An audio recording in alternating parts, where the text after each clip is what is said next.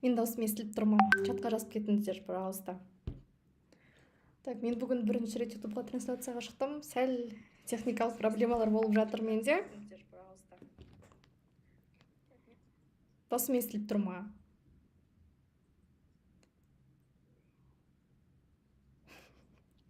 Очкиңіз әдемі ғой дейді.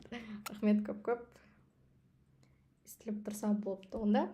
Так, слайд көрініп тұр ғой, баршамызға. Даусым естіліп, слайд көрініп тұрса болды. Біз бүгін сіздермен Наурыз ботыда келіп жатқан, бүгін келген сұрақтарды бірге талдайтын боламыз. Жалпы сұрақ саны бізде 37. Ютубта сақталама. Сақталама. Сақтамайым записьті, сол үшін соңын айтын отырамыз. Әйтпесіндерге шығып кетесіңдер. Так, свежий ма? Свежий сұрақ. Так, давайте. Қазір оқушылар жиналып алсын. Пока что бүгін музыка қоспай қойын. Өзіме әзер кірдім, тұра тұрыңыздар, иә? Так, оқушыларды шақырып алайын.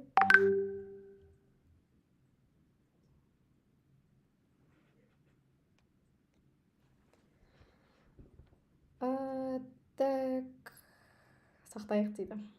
Эфирді ма көреміз. Так, мына жерде менде чат ашық тұра берсін. Телефонмен, если что, қарап отырам.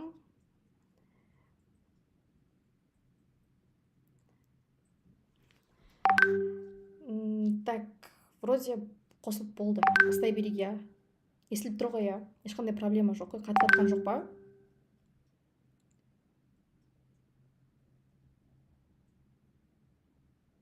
Даусым нормально естіліп тұр ғой, иә. Қатқан жоқ қой ештеңе.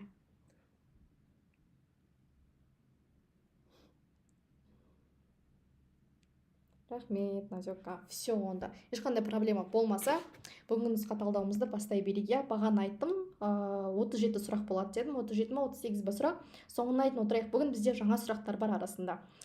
Так, все онда. Без звукаға ма? Без звукаға вроде қойылмайды. Ноутбугыма келген смс-тардың дауысы естіледі, енді кешірім сұраймын ол үшін. Так, давайте кеттік. Сол үшін маған WhatsApp-тан жазыңдар. 1868 жылдардағы Орал торғай көтерілісін жаншуға жіберген жазалаушы отрядты басқарған подполковник дейді. Так, бұл енді бізде анау 67-68 жылғы реформаға байланысты Қазақстан жерінде болған көтеріліс, иә? Так, бұл көтерілісті бізде кім бастаушы еді? Кім, яғни жазалаушы еді? Перовский, Витингов, Рукин, одан кейін фон Штемпель деген бізде жауаптар бар екен. Так, қараңыздар, бұл жерде бізде бір минут. Так, бұл жерде бізде дұрыс жауабы Рукин болады. Негізі қараңыздар, 1868-69 жылы бізде бұл Орал торғай көтерілісін басу үшін бірінші мынау фон Штемпель келген болады. Негізі мына жердегі фон Штемпель деген отрядта деппін ғой. Нұсқада бізде дұрыс. Одан кейін мына жердегі Рукин деген дұрыс. Бізде мысалға фон Штемпель қазір ұбт-да былай келіп жатыр. Осы 68-69 жылы Орал торғайдағы көтерілісті басуға аттандырылған фон Штемпель 20 мың қазақ әскерінен қай жерде жеңілді деп. Бізде бұл фон Штемпель Жамансай деген жерде жеңіледі. Хорошо, оны жазып алыңыздар тоже. Ертең бұл сұрақта келіп қалуы мүмкін. Одан кейін мынау Рукин енді фон Штемпельдің отряды жеңіліп қалғаннан кейін бізде патша үкіметі тағы да мынау Рукинді екінші рет жіберген болатын. Осы Рукин мынау Орал торғайдағы көтерілісті басты. Одан кейін 70 жылы бізде анау Маңғыстау жеріндегі көтеріліске барған болатын. Бірақ та Маңғыстау жеріндегі көтерілісті баса алмай, көтерілісшілерден енді жеңілгеннен кейін бізде Рукин өзін өзі атып өлтіреді. Енді ол сұрақ сендерге таныс деп ойлаймын. Так, сұрақ бар ма бұл? Так, сұрақ бойынша. Ертең негізі вариантында Рукин или болмаса фон Штемпель екеуінің біреу ғана тұрады, енді бірге тұрмайды. Мен просто жаңа нұсқа талдауды жасаған кезде, слайд құрастырған кезде екеуін бірге қойыппын. Енді байқап жатырмын. Так, жақсы. Олай болса келесі сұрақ. Если что, чатқа жазып қойыңыздар, иә? Там қатып жатса. Ақөзендегі қала деп аталған орта ғасырлық қала дейді. Тараз, Баласағұн, Испиджаб, одан кейін Түркістан деген варианттар бар бізде. Так, енді ана орта ғасырдағы қалаларды бір есімізге түсіріп алайық. Так, с варианты дейді. Енді бұл бізде негізі оңай сұрақ. Ол бізде әрине Испиджаб қаласы, иә? Так, бізде Тараз қаласы болмайды. Себебі Тараз қаласы бізде қалай аталып еді? Тараз қаласы бізде әйгілі түркі қаласы, Көпесер қаласы деп аталды. Неге Көпесер қаласы деп аталып тұр? Себебі анау Сырдария бойында орналасты. Ұлы Жібек жолы кезінде енді осы Тараз қаласында көптеген сауда қарым-қатынастары болған болатын. Одан бөлек неге біз бұл қаланы әйгілі түркі қаласы деп атаймыз? 568 жылы анау Византия империясынан келген елші бар ғой түрік қағанатына. Именно осы Тараз қаласына келген болатын. Сол үшін де бұл Тараз қаласы бізде әйгілі түркі қаласы деп аталып кеткен екен. Бізде Баласағұн қаласының екінші атауы бар, Ақтөбе деген, бірақ та Ақ-өзендегі қала деп аталмайды. Так, одан кейін мынау Түркістан деген вариант келмейді, себебі бізде Түркістанның бізде бұрынғы атауы ғана бар, Яссы деген. Басқа сұрақ келмейді Түркістанға байланысты. Так, бұл жерде бізде дұрыс жауабы Испиджаб болды. Так, олай болса, кеттік келесі сұраққа. Так, қола дәуірі басталған уақыт дейді. Так, бізде қола дәуірі қашан басталды? Біздің заманымыздан бұрын 2-ші мыңжылдықтың басында, 2-ші мыңжылдықтың соңында, ортасында, немесе 1-ші мыңжылдықтың басында дейді. Так, С варианты дейді, А варианты дейді. Бізде қола дәуірі, егер де мыңжылдықпен сұралса, біз 2-ші мыңжылдықтың басын белгілейміз. Қараңыздар, қазір мына жерге примерно бір хронологиялық, енді бір кестесі қояйын. Так, жылдар бізде кетіп жатыр, иә. Так, біз одан кейін жылды 2-ге бөлетін едік. Мына жақта бізде біздің заманымыздан бұрынғы бар. Так, мына жаққа примерно мен БЗБ дей салайын. Мына жақта біздің заманымыздың, иә. Мынау біздің заманымыздан бұрынғы дейтін хронология бізде керісінше жүреді, кеге мүретімен. Мысалға бізде мына жақта қазір 3, 2, 1-ші мыңжылдықта, ал мына жақта бізде наоборот өсу ретімен жүреді. 1-ші жыл, 2-ші жыл, 2021 жыл, 2022 жыл деген секілді. Мынау 3-ші, 2-ші мыңжылдықта бізде мыстас дәуірі болған болатын. Уже қараңыздар, 2-ші мыңжылдықтың басында бізде уже мыстас дәуірі аяқталды, ал бізде мыстас дәуірінен кейін тарих сахнасына осы қола дәуірі келетін еді. Одан кейін 2-ші мыңжылдықта бізде қола дәуірі болады да, 1-ші мыңжылдықта қола дәуірі аяқталып, бізде 1-ші мыңжылдықта тарих сахнасына темір дәуірі келетін. Енді бұған байланысты сұрақтарыңыз жоқ деп ойлаймын. Тоже аттап аламыз бұл мыңжылдықтарды. Так, одан кейінгі сұрақ. 16-шы ғасырдың соңы мен 17-ші ғасырдың басында билік еткен хан дейді. Қасым, Жәңгір, Есім, немесе Тәуке. Так, енді бұл жерде бізде ғасырмен берген. Енді біз бұл ғасырларды тауып алу үшін бірінші мынау хандардың билік еткен жылдарын жазып шығайық. Бізде Қасым қай жылдары билік етті? Қасым бізде ана бұрындықтан кейін 1511 жылы билікке келді. Так, 18-ші жылға дейін билік етті. Кейбір деректерде 23-ші жыл деп айтады. Одан кейін Жәңгір ше. Жәңгір бізде 28-де билікке келді. Тоже кейбір деректерде 29 деп айтылады. Одан кейін 52-ші жылға дейін билік еткен болатын. Так, Есім, одан кейін Тәуке. Мына жақта мен жазбай қойын, қазір маған жазу ыңғайсыз болып жатыр. Есім бізде Тәуекелден кейін билікке келеді 1598-1628 жылдардың аралығында. Тәуке бізде 1680-1715-18 жылдардың аралығында билік етті. Енді мына жерде ғасырына қараймыз. 16-шы ғасырдың соңы, яғни бұл бізде 1500-ші жылдардың соңы, иә? Бізде 1500-ші жылдардың соңында бізде мынау Есім билік еткен болатын. 1598 жылы билікке келді. Сөйтіп ана 1628 жылға дейін, яғни 17-ші ғасырдың басына дейін бұл кісі билік етеді екен. Бізде Есім ханның саяси қарсыласы кім болып еді? Тоже бұл келіп жатқан сұрақтардың бірі Наурызы Боттыда. Тағы да бізде Есім ханның сыртқы саясаты мен ішкі саясаты да сұралып жатыр. Мысалға бұл кісі өзінің ішкі саясатында анау ру ақсақалдарының құқықтарын кеңейткен болатын. Тоже ертең келіп қалуы мүмкін. Так, бұл кісінің саяси қарсыласы бізде дұрыс айтасыңдар, Тұрсын болған болатын. Тұрсын бізде 1613 жылы анау Аштархани Имамкулидің көмегімен Ташкент қаласында өзін-өзі хан жариялайды. Так, жақсы, келесі сұрақ. Индустрияландыру жылдары Смағұл Сәдуақасовтың ұсынған пікірі қандай болды? Так, мынау енді сендерге жаңа сұрақ болуы мүмкін. Негізі бірақ та сабақ барысында айтылады бұл. Бірақ та көбің мән бермей кетесіңдер. Жалпы бізде индустрияландыру 1925 жылы 14-ші съезде қабылданған саясат болды, яғни 20-ші ғасырдың басындағы саясаттардың бірі. Осы жылдары бізде Смағұл Сәдуақасов индустрияландыруға қатысты қандай пікір айтты екен? Так, С варианты дейді. Так, қараңыздар, ұсынған пікірі, ұсынған идеясы емес. Бұл бізде өңдеуші саланы дамыту деп тұрғанымыз, бұл бізде жаңағы бұл кісінің ұсынған идеясына кіреді. Хорошо, мына жаққа идея деп қояйын. Ал егер де именно пікірі десе, онда біз өңдеу өнеркәсібінің желілерін құру деген пікірді белгілейді екенбіз. идеясы мен пікірін шатастырмаймыз. Бұл екеуі де келеді. Екеуін де бұл кісі айтқан болатын. Одан кейін Қазақстан отар болып келді және де отар болып қала береді дегенде мынау пікірді бізде Смағұл Сәдуақасов айтты. Бірақ та бұл енді ұсынған пікір емес қой. Бұл жай ғана ол кісінің айтқан пікірі, иә. Қазақстан бізде металлогендік провинцияға айналдыру деген келмейді, себебі осы индустрияландыру жылдарында бізде ана орталық Қазақстан жерін зерттеген Курнаков уже бұл пікірді айтқан болатын. Қазақстан бізде металлогендік провинция екен деп. Уже бізде Қазақстан айналмайды ондай провинцияға. Қазақстан уже сондай провинция болған болатын Курнаковтың пікірінше. Так, келесі сұрақ. Индустрияландыру саясатының мақсаты дейді. Ауылды кеңестендіру, КСРО-ны аграрлық елден жетекші державаға айналдыру, шағын шаруашылықтарды ірі ұжымдық шаруашылықтарға біріктіру немесе артық өнімді жинап алу дейді. Так, 4 вариант тұр. Неге чатқа жауап бермейміз? Чатқа жауап жазайық. Так, А варианты, В варианты дейді, С варианты, ой, жетілі вариант кетіп отыр мына жерде. Қараңыздар, мына жерде индустрияландыру деп тұр, иә? Мына жерде бізде индустриалды деген сөз тұр. Біз осы сөз арқылы уже тауып алсақ болады. Бұл ауылды кеңестендіру бізде анау Голощекиннің ұйымдастырған кіші қазан саясаты ғой. Анау кіші қазанның жаңағындай енді Голощекин 25 жылы билікке келгеннен кейін әлі қазан революциясының анау көптеген қазақ ауылдарында әлі болмаған, жетпегенін байқайды да, сол ауылдарды кеңестендірек деген секілді өзінің кіші қазан реформасын ұйымдастырған болатын. Уже бұл вариантты біз тастаймыз.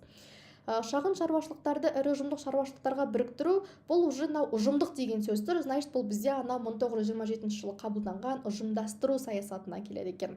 Артық өнімді жинап алу, ол өздеріңіз білетіндей бізде азық-түлік салғырты, иә? Ал бізде азық-түлік салғырты енгізілді анау азамат соғысы кезіндегі әскери коммунизм саясатында. Так что бізде бұл С, Д деген варианттар қате жауабы болады екен. Так, жақсы, келесі. Эфир сақталмай ма? Көрем, ойланып көрем. Так, келесі. Өзбекстаннан келген елтаңбаның авторы дейді. Ниязбеков, Мәлібеков, одан кейін Халифа Алтай, одан кейін Жұмекен Нәжімеденов деген варианттар бар. Жалпы бізде тоже келеді.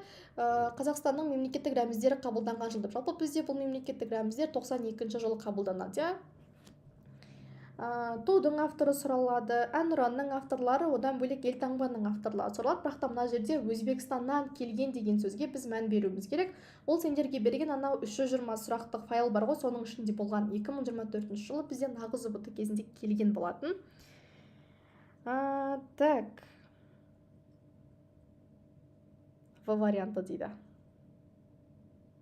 Так, иә, бұл жерде бізде дұрыс жауабы Жандарбек Мәлібеков болады. Себебі мына жерде бізде Шакен Ниязбеков ол бізде Тудың авторы, Халифа Алтай ол бізде елтаңбаның авторы емес. Бұл кісі бізде анау қазақтардың дүниежүзілік құрылтайы кезінде Түркиядан келіп, анау сөз сөйлейтін Алаш сыйлығының бір иегері еді, яғни қария. Айтпақшы, бізде бұл сұрақта келіп жатыр. Қазақтардың тұңғыш дүниежүзілік алғашқы құрылтайы болған жыл деп. Ол құрылтай бізде бірінші рет 92 жылы болады. Жаттап алыңыздар тоже жылын. Ал Жұмекен Нәжімеденов бізде ол ненің авторы?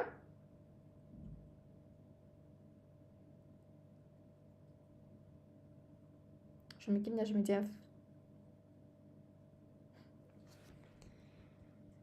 Так.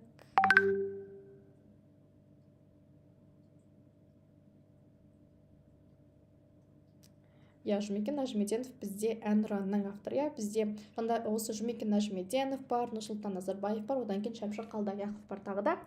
Так, жақсы. Одан кейінгі сұрақ.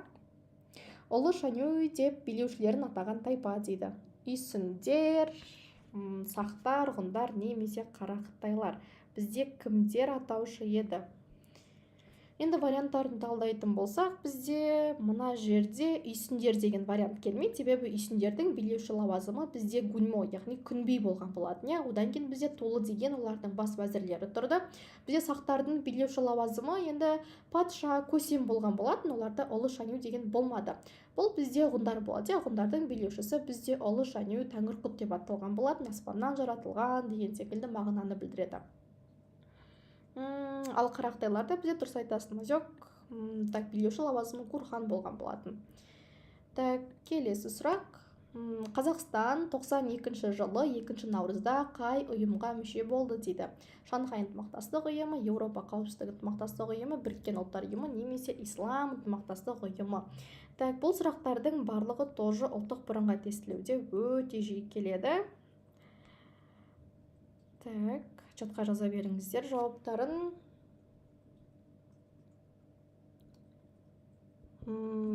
Так, С варианты дейді. Бізде бұл жерде дұрыс жауап біріккен ұлттар ұйымы болады. Тоже жазып аламыз. Ертең сұрақ ауысып келуі мүмкін. Біріккен ұлттар ұйымына Қазақстан қай жылы мүше болды деп. 92 жылы 2 наурызда мүше болады екен. Ал Шанхайға бізде қай жылы мүше болып еді Қазақстан?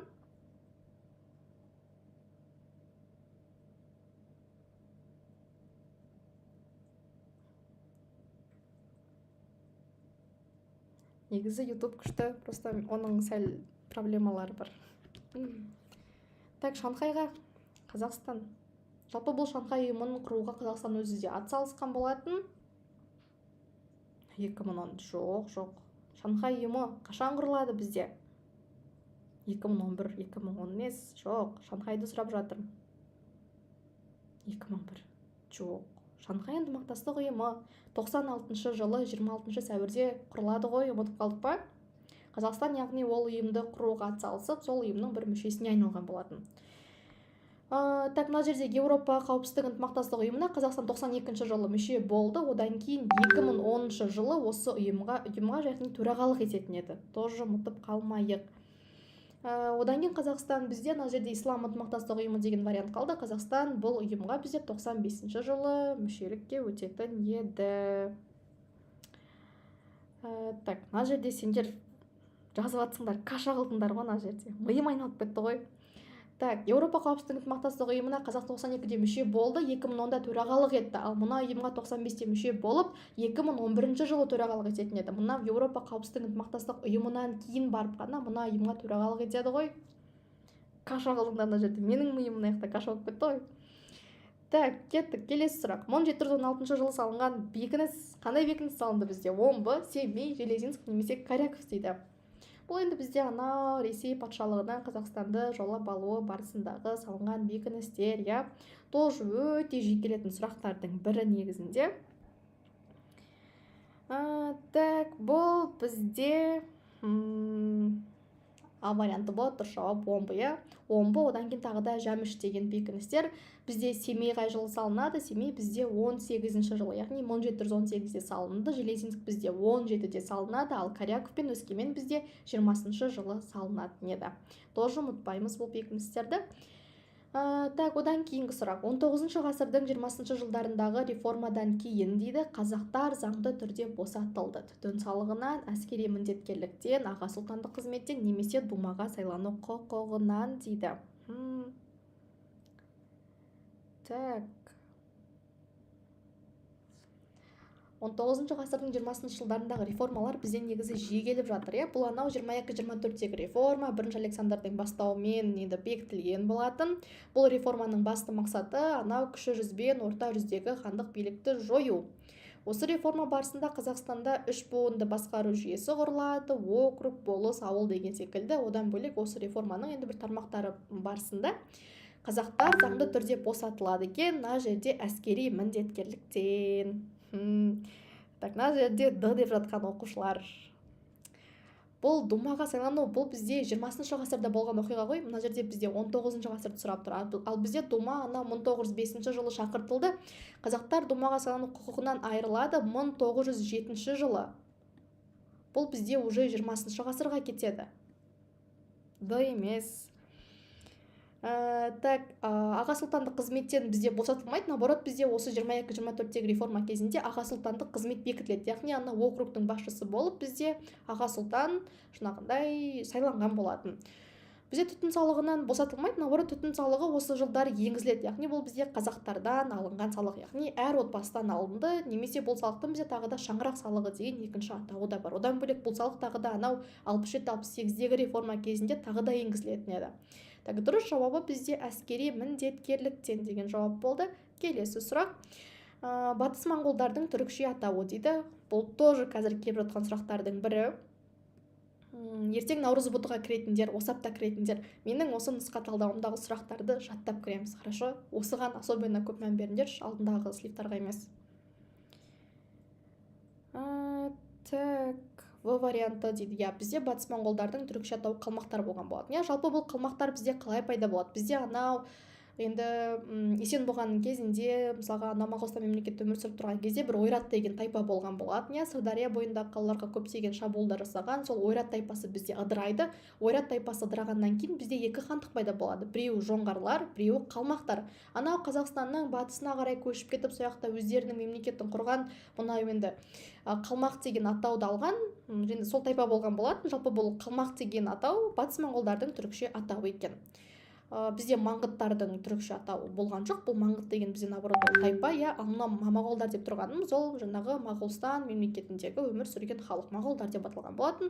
Так, жоңғарлардың түрікше атауы жоқ тоже. Бірақ та бұлар бізде екеуі туысқан халық болды, иә. Екеуін ұмытпаймыз тоже. Так, одан кейінгі сұрақ бізде Алтын Орда билеушісі Мамай мен Мәскеу князі Дмитрий Донский арасындағы шайқас дейді.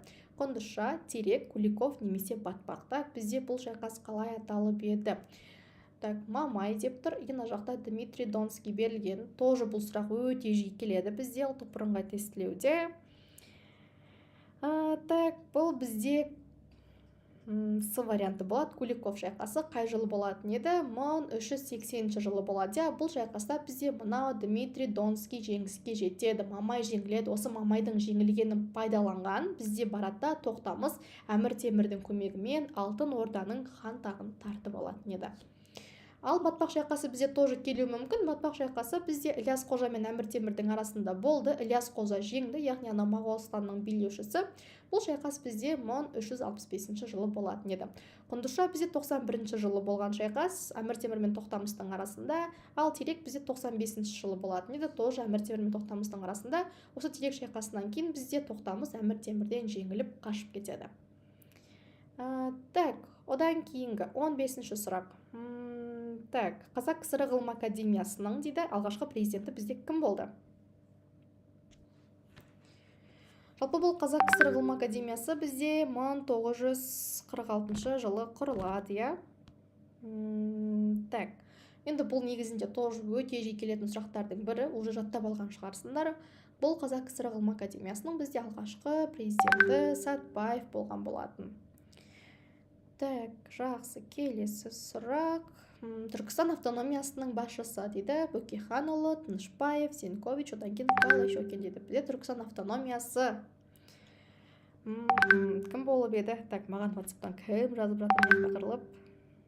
Жазбай тұра тұрыңдар WhatsApp-тан. Так, варианты де бізде Түркістан автономиясының алғашқы басшысы Тынышбаев болған болатын. Потом Тынышбаев бізде биліктен кеткеннен кейін оның орнына Шоқай келеді. Ал Әлихан Бөкейханұлы бізде Алаш автономиясының басшысы болған болатын. Голощекин бізде ол жалпы Қазақ өлкесінің басқарушысы болды 25-33 жылдардың аралығында. Ал мынау Раду Сенкович деген бізде кім еді? Бұл кісі қай жақтың төрағасы болды?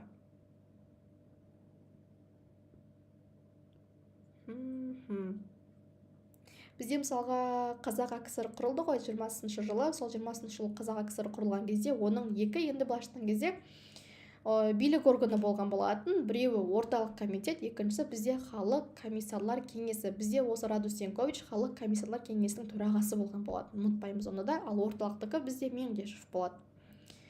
Так, келесі сұрақ. Есім ханның тұсында Қазақ хандығының құрамына өткен сыр бойындағы қалалар дейді. Сарайшық пен Сауран, Отырар мен Түркістан, одан кейін Баласағұн мен Түркістан, Түркістан мен Ташкент деген варианттар бар. Бағана Есім ханның билік еткен жылдарын айтып кеттік. 1598-1628 жылдардың аралығында билік еткен болатын.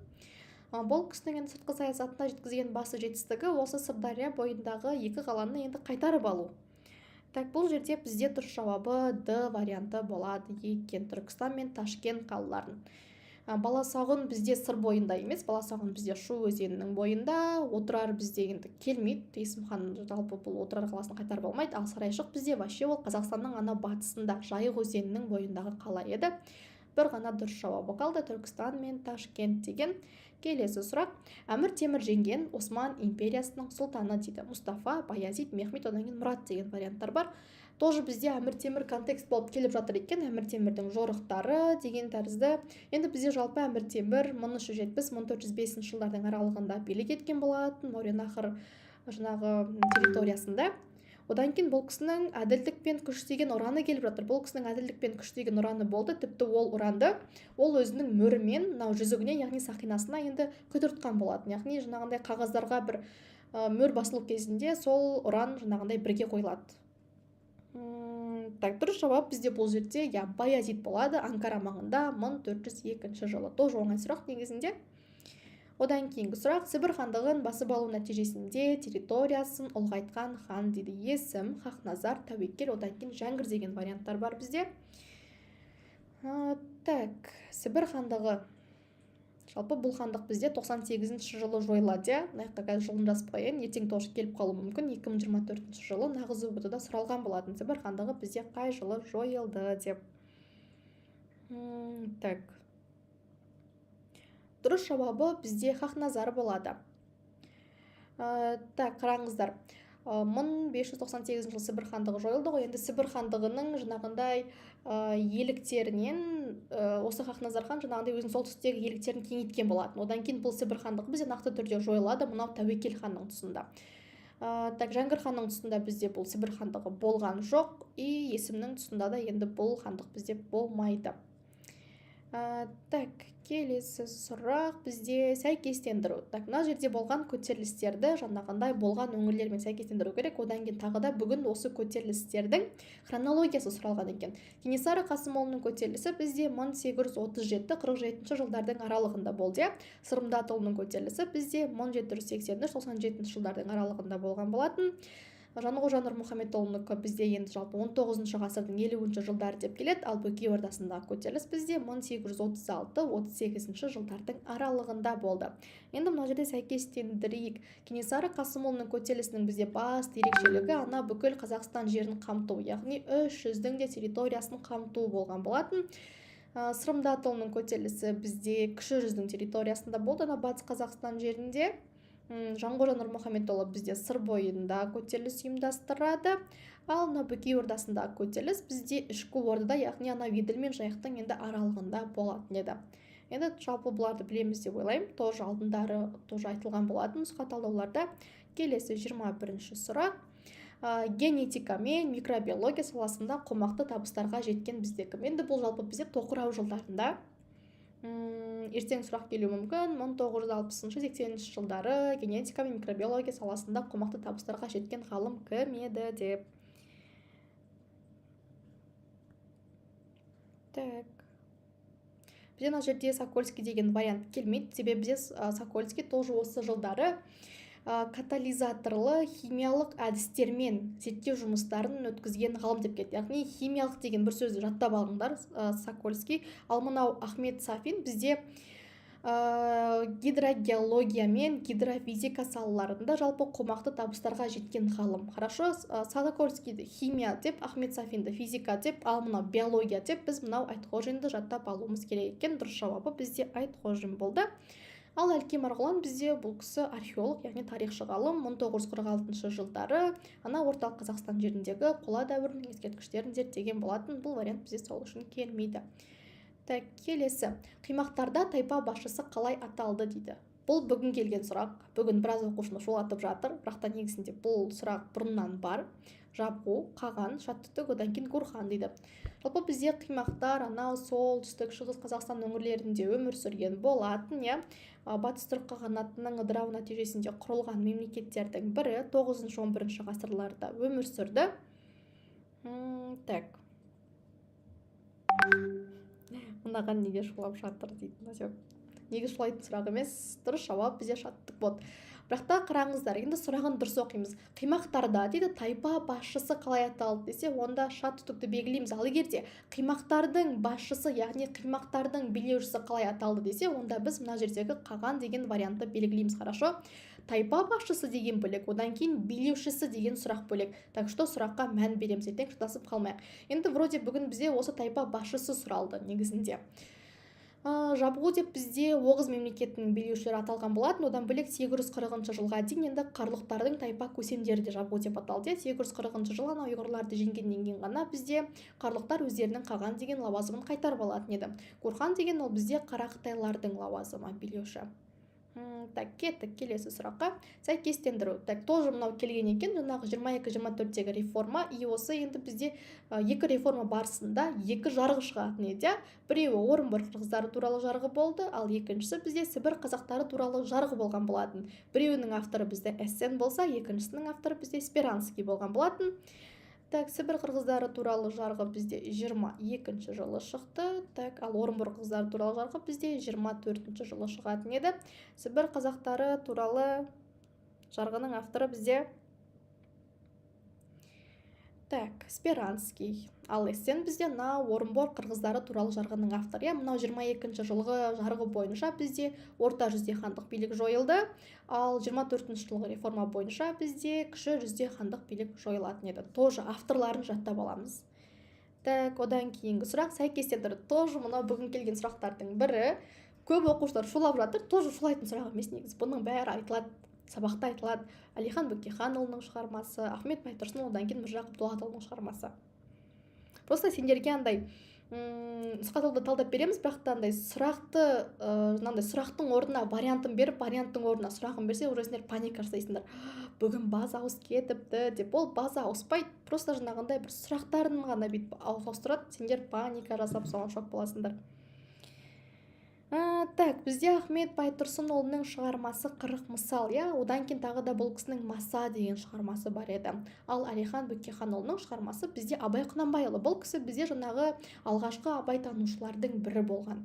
Міржақып Дулатұлының шығармасы бізде Оян қазақ, тоже 1909 жылы жарық көретін ұлттық манифест аталған шығармалардың бірі. Бұл тоже келіп жатыр бізде жеке сұрақ болып. Оян қазақ шығармасының авторы кім деп? Міржақып Дулатұлы. Қай жылы шығады? 1909 жылы. Одан бөлек тағы да Ерсайынның авторы сұралыпты. Бүгін Ерсайынның авторы тоже бізде осы Әлихан Бөкейханұлы. Одан кейін бізде Әлихан Бөкейханұлына байланысты тағы да бір текст берілген. Контекст енді олардың жауаптарын мен группаға жібердім. Қарашы, ана группадағы мен жіберген суретті жақсылап қарап аламыз. Оларды мен сайтқа қосып үлгермедім. Келесі сұрақ. 16 ғасырдың басында Қасымнан кейін билік еткендер. Бұл тоже бізде бүгін келген сұрақ. Так, Ақназар, Шығай, Есім, Бұрындық, Ақназар, Тәуекел, Мамаш, Тахир, Бидаш, Жәңгір, Тәуке. Енді бұл хандардың барлығы Бұрындықтан басқасы енді бізде жалпы Қасымнан кейін билік еткен болатын, Қасымнан кейін бізде так, А варианты дейді, С варианты дейді, В варианты дейді. Жоқ, мына жерде Д-дан басқасының бәрі айтылды ғой. Дұрыс жауабы бізде С варианты болады. Негізі бізде, мен всегда айтамын ғой сабақта, Қасымнан кейін билікке Мамаш, Тахир, Бидаш деген оның 3 ұлы келеді. Бірақ та ол хандар туралы бізде мәліметтер енді айтылмайды. Жалпы бұл хандардың тұсында бізде Қазақ хандығының бір әлсіреу кезеңі болған болатын. Мынау енді Қасым ханның кезінде бізде Қазақ хандығының бір гүлденген, дәуірлеу кезеңі болды ғой. Одан кейін ақырындап Қасым хан қайтыс болғаннан кейін осы 3 ханның тұсында бұлар енді бізде Қасым ханның мұрагерлері тоже сәл енді билік әлсіреген болатын. Одан кейін бұл үшеу бізде билікті көп ұстап тұра алмағаннан кейін бізде билікке Хақназар келеді. 38 жылы 80 жылға дейін билік ететін еді. Бұл кісі тоже бізде Қасымның мұрагері. Бірақ та Хақназардың алдында Мамаш, Тахир, Бидаш деген кіші хандар болған. Оны ұмытпаймыз, шатастырмаймыз. Так. Мынау енді Жәңгір Тәуке, ол одан кейін билікке келеді, так что бұл вариантты алып тастаймыз. Келесі, тасмала мәдениетінің аумағы. Негізінде бұл тасмала мәдениет мен нұсқа талдауда всегда айтамын. Анау қаңтардан бері айтып келе жатырмын. Просто сендерге сұрағын басқаша ғана берді. Мысалға бұрын сұрақ тасмала мәдениеттің ерекшелігі деп қана келетін. Бірақ та мен айтатынмын, бұның ертең аумағы сұралуы мүмкін деп. Оған сендер походу мән бермей кетесіңдер. Бізде тасмала мәдениетін анау сақтардың орталық Қазақстан жерінде мекендеген Истедон деген тайпасы қалдыратын еді. Яғни орталық Қазақстан жері болады дұрыс жауабы. Мынау тайпаның атын тоже жаттап аламыз, ертең келуі мүмкін тасмала мәдениетін қалдырған сақтардың қандай тайпасы еді деп. Шығыс Қазақстан жерінде бізде енді Берел, Шілікті, Майемер деген қорғандар болған болатын. Батыс Қазақстан жерінде сақтардың ешқандай қорғандары болмады, себебі Батыс Қазақстан жерінде бізде сарматтар ғана өмір сүрді. Ол жерде сақ сарматтардың Аралтөбе, Бесоба, Сындас деген қорымдар табылған еді. Ал бізде Жетісу жерінде сақтардың қандай ескерткіші болып еді? Ол сұрақ бүгін тоже келіпті. Десі шығып кеткен сұрақ дейді. Десі шыққан сұрақ не келсем. Так, Жетісу жерінде қандай ескерткіш болды бізде? сақтарға тиесілі. Иә, Бесшатыр мен Есік болған болатын. Тоже жаттап аламыз. Бізде келіп жатыр, бүгін келген сұрақ. Бесшатыр мен Есік қорғандары орналасқан территория деп, Жетісу жерінде орналасқан, иә. Ол екі ескерткішті бізде 54 жылы Кемел Ақышев зерттейтін еді. Тасмалау мәдениетінің тағы да біз ерекшеліктері болған болатын. Жаңағындай мұртты қорғандар болды, адам мен жылқының қатар жерленуі, потом доға, тектес, тат тізбектерден, яғни құрастырылуы болған болатын. Яғни үш ерекшелігі бар, үшеуін жаттап аламыз. Тоже ертең келіп қалуы мүмкін. Так, одан кейінгі сұрақ. Так, сәйкестендіру дейді. Жалпы бізде қазір ұлттық бірыңғай тестілеуде сәйкестендіру өте көп беріліп жатыр. Мына жерде бізде анау енді кіші жүздің Ресей империясының құрамына қосылуы ғой. Бұны тоже алдыңғы сабақтарда бір талдаған болатынбыз. Иә, Әбілхайыр Майтөбе деген жерде ант береді. Ана полковник атағын бізде Тевкелев алды. Тархан атағын анау Башқұртстан анау Таймас Шаймов алған болатын деп тоже талдаған болатынмын. Бірақ та сұрақ сәл жаңағындай басқаша болып келіп жатыр. Так.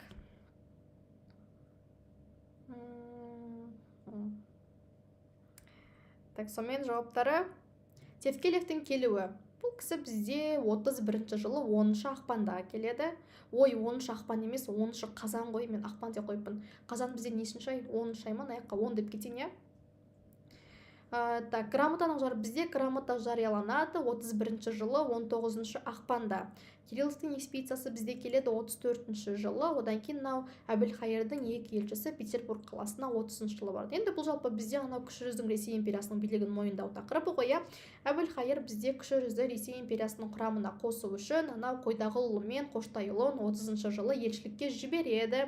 Сөйтіп бізде ол елшілік барғаннан кейін Анна Ионовна 31 жылы 19 ақпанда грамота жариялады.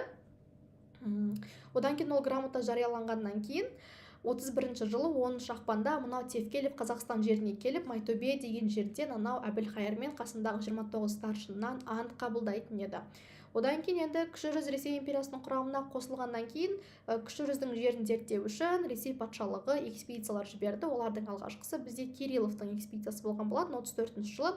Одан бөлек тағы да бұл экспедицияның бізде Орынбор мен Қырғыз Қайсақ деген басқа да екі атауы бар. Ал басшысы осы Кириллов болды.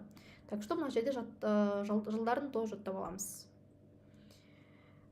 Так, келесі сұрақ. Геродоттың еңбегі. Тарихи жазбалар, география, тарих, одан кейін батыс елдер. Бұл тоже бізде бүгін келген сұрақтардың бірі. Бұл бізде ең алғашқы сабақта айтылады, естеріңде болса, иә. Антикалық деректер бізде екіге бөлінеді. Грек пен Рим деп айтатын едім. Грек авторларының қатарында бізде Геродот бар, иә. Геродоттың еңбегі бізде тарих деп аталатын еді. Бұл Геродоттың тарих еңбегінде бізде Парсы патшасы Кирдің Орталық Азия жеріне жасаған жорығы туралы жалпы сипатталатын еді. Негізі сұрақ солай келген болатын. Парсы патшасы Кирдің жорығы сипатталған Геродоттың еңбегі деп толықтай. Ол бізде тарих екен. Тарихи жазбалар деген шығарманың авторы бізде Қытай тарихшысы Цмацян, географияның авторы бізде Птоломей, ал егерде география 11 деп сұралса, ол онда Страбонның еңбегі болып кетеді. Батыс елдері шығармасының авторы бізде Чжанцзян. Так что мынау үш вариант бізде келмейді, олардың бізде авторлары басқа, иә. Так, келесі сұрақ. Өз тарихи отанында тұрып жатқан, бірақ басқа ел құрамында қалғандар қалай аталады? Енді мен яқты сұрақты дұрыс қоймадым негізінде, бірақ та примерно сұрақ осындай болып келеді. И бұларда жаңағындай сәйкестендіру болады екен. Негізінде бұл контекст ретінде келіп жатыр, бірақ та мен ол контексті таппадым. И примерно аяқта түсіндіріп кету үшін қойып қойдым енді. Так, диаспора, репатриант, иммигрант, одан кейін иридент деген варианттар бар. Так, бұл жерде бізде дұрыс жауабы Д варианты болады. Өз отанында тұрып жатқан, бірақ та жаңағындай көптеген аумақтық өзгерістер кезінде жаңағындай басқа мемлекеттің шекарасына енді берілген қалалардағы тұрғындар ириденттер деп аталды. Мысалға бізде 25 жылы Орынбор қаласы Қазақстанның шекарасынан шығып қалды. Ол қазір Ресей Федерациясының құрамында, иә. Бірақ та ол Орынбордағы қазақтарды біз диаспора деп атамаймыз. Оларды біз иридент деп атаймыз. Ал диаспора дегеніміз ол вообще өз шыққан аумағынан тыс басқа аумақтарда тұрып жатқан халықтың бір бөлігі. Ол яғни Түркиядағы бір ақштағы халықтың бір бөлігі диаспора деп аталады. Себебі ол жаңағындай біздің тарихи отанымыз емес. Ал мысалға жаңағы Орынбор қаласы мысалға ол біздің қаламыз, яғни өзіміздің енді жеріміз, ол жақтағы тұрғындар бізде иридент деп аталды. Репатриант дегеніміз бізде не еді? Репатриант бізде өз отанына қайтқандар, яғни соғыс жылдарында қазақ жеріне көптеген халықтар депортацияланған болатын, иә, олардың өздерінің отандарына қайтарылуы бізде репатриация деп аталатын еді, ал ол өздерінің отандарына қайтарылған адамдарды біз репатрианттар деп атаймыз. Ал бізде иммигранттар деген кім еді? Енді арамызда географтар болса, бұл сұрақты жақсы білетін шығар. Сұрақ странно емес. Сұрақ осылай келеді: өз тарихи отанында тұрып жатқан, бірақ та басқа жаңағыдай көптеген шекаралық межелеу нәтижесінде басқа елдің құрамында қалып қалғандар деп келеді. Эмиграция, одан кейін иммиграция деген бізде екі термин бар, иә.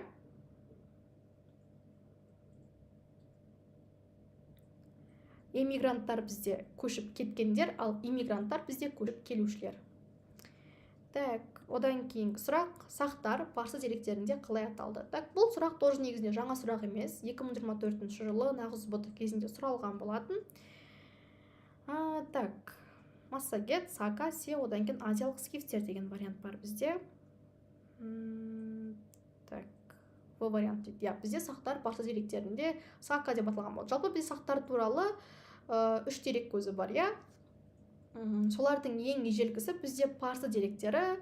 Осы парсы деректерінде сақтар сака деп аталған екен, ал се деп бізде Қытай деректерінде аталды, ал массагет беп, одан кейін азиялық скифтер деп бізде сақтарды грек тарихшысы Геродот атаған болатын. Яғни ол бізде грек деректеріндегі сақтардың атауы. Ертең бұл сұрақ тоже келуі мүмкін. Сақтарды массагет, азиялық скифтер деп атаған кім деп? Ол бізде Геродот екен. Ертең тоже сұрақ айналып келе береді, сәл өзгеріске ұшырап.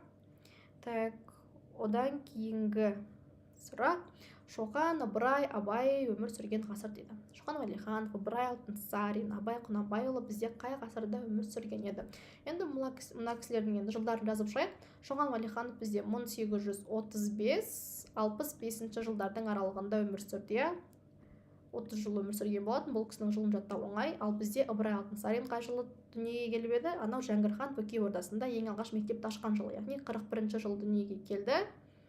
Өмір сүрді 89 жылға дейін. Ал Абай Құнанбайұлы бізде өмір сүреді 1845 жылдан 1904 жылға дейін. Яғни енді қарап тұрсақ, бұл кісілердің барлығы бізде 19 ғасырда өмір сүрген екен. Енді варианттарына қараймыз. 18 ғасырда бізде жоңғар шапқыншылығы болып жатты. Жоңғар шапқыншылығы кезінде бұл кісілер бізде өмір сүрген жоқ қой, так что бұл вариант бізде қате. 20 ғасырда анау Әлихан Бөкейханұлылардың кезінде тоже бұл кісілер бізде өмір сүрмейді. Келмейді мүлдем вариант. Одан кейін 17 ғасыр бізде анау енді былай қарап тұрсаңдар Есім ханның тұсында бұл кісілер тоже өмір сүрген жоқ қой. Так что примерно бір варианттарына қарап та тауып алуға болады. Так, келесі сұрақ: 568 жылы дипломатиялық қарым-қатынас орнатқан мемлекеттер дейді. Түрік пен Иран, түрік пен Византия, Қытай мен түрік, одан кейін түрік пен Жужан деген варианттар бар бізде.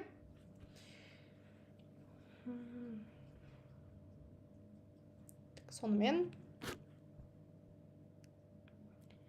так, бізде бұл жерде дұрыс жауабы түрік пен Византия болады. 568 жылы түріктер өздерінің Маньях деген елшісін Византияға жіберген болатын. Одан кейін сол Маньяхпен қоса Византияның Демарк деген елшісі біздің Қазақстан жеріне келеді сол кезде.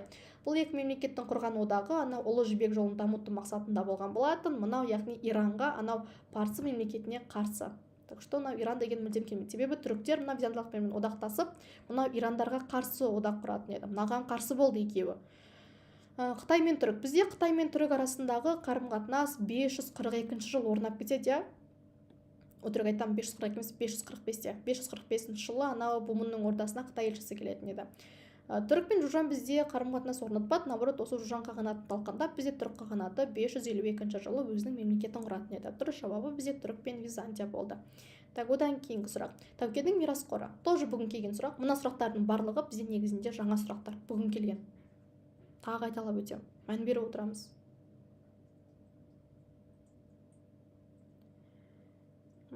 Так, бұл варианты дейді. Бізде Тәукенің мирасқоры, яғни мирасқор деп тұрғанымыз оның мұрагері деген сөзде қайып болған болатын.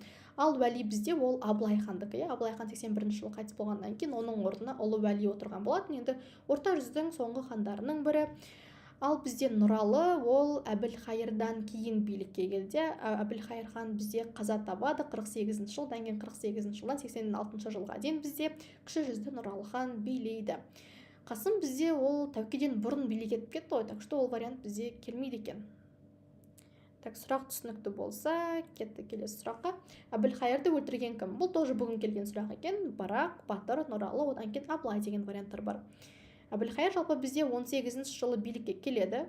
Кіші жүздің ханы болып сайланды. Сөйтіп 48 жылға дейін билік етті. Бұл кісінің жасап кеткен ең маңызды енді әрекеті анау кіші жүзді Ресейдің империясының құрамына қосуы болды. Так, сөйтіп бізде Әбілхайыр 48 жылы мынау Барақтың қолынан қаза табатын еді. Одан кейін бізде Әбілхайырдан кейін Қазақ хандығында, яғни кіші жүзде екі билеуші пайда болады. Енді біріншісі бізде орыс патшалығы тарапынан бекітілген Нұралы болса, ал екіншісі Батыр. Батырды бізде енді Нұралыға бағынғысы келмеген кіші жүздің ру ақсақалдары енді хан ретінде жариялаған болады. Яғни тоже екі хан билік етеді. Абылай хан бізде енді жаңағындай бұл кісіні өлтірмейді. Келесі сұрақ. Сәйкестендіру.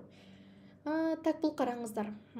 Алашорда үкіметінің 10 бөлімі бар ғой, анау қазақ газетіне шыққан. Сол газетінің, сол жалпы бөлімінің 3-еуі сұралған екен. Сәйкестендіру ретінде берілді, қателеспесем.